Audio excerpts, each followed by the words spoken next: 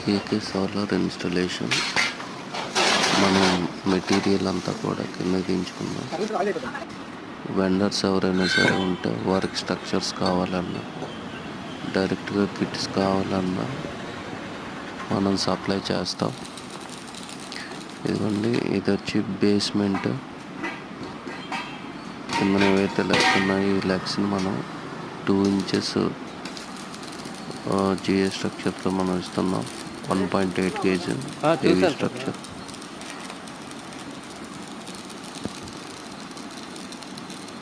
Legs ఇలాగా మనం welding చేయించాం. దాని తర్వాత పైన ప్లేస్ ఎక్కడైతే ఉందో ఇన్స్టలేషన్ ప్లేస్, ఆ ప్లేస్ మనం చూస్ చేసుకున్నాం. క్లయింట్ మనకంతా కూడా నాకు ఇలా కావాలని చెప్పేసి అన్నారు.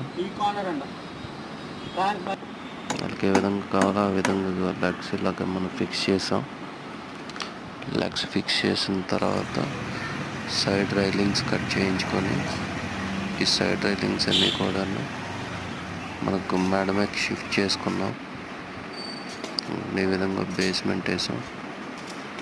ఈజీ ఇన్స్టలేషన్ కోసం మనం రేపొద్దున్న బిల్డింగ్ ఎక్స్టెన్షన్కి వెళ్ళినా కూడా అది మళ్ళీ మన స్ట్రక్చర్ని విడదీసి మళ్ళీ పైన వేసుకునే విధంగా డిజైన్ చేసి ఇచ్చామండి.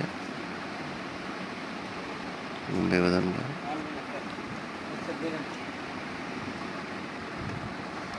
తర్వాత ప్యానల్ ఇన్స్టలేషన్ చేసాం. పైకి ప్యానల్స్ అన్నీ కూడా చాలా జాగ్రత్తగా షిఫ్ట్ చేసుకున్నాం. షిఫ్ట్ చేసుకొని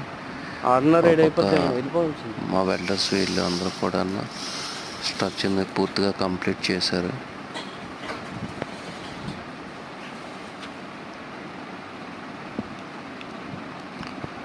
ప్యానల్ ఇన్స్టలేషన్ చాలా జాగ్రత్తగా మీదకి స్ట్రక్చర్ మీద ప్యానల్స్ని ఎక్కించాం.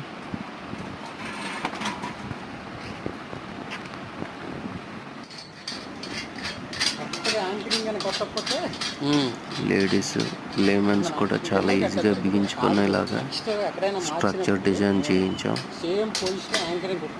ఎవరైనా సరే వెండర్స్ కావాలంటే స్ట్రక్చర్స్ ఈ టోటల్ కిట్ కావాలన్నా మనం సప్లై చేస్తాం. అదేవిధంగా క్లయింట్లకు దగ్గరుండి పేపర్ వర్క్, సోలార్ సూర్యగర్ అనేది మనం ఇన్స్టలేషన్ చేస్తాం. సబ్సిడీ ప్రాసెస్ వర్క్ కూడా మనం చూస్తాం. బ్యాంక్ లోన్స్ ఏమైనా ఉన్నా కూడా పేపర్ వర్క్ మొత్తం మనమే చూస్తాం. క్లయింట్కి వేసింది టాటా ప్యానల్స్ అండి. టాటా మంచి ఎఫిషియన్సీ వస్తుంది.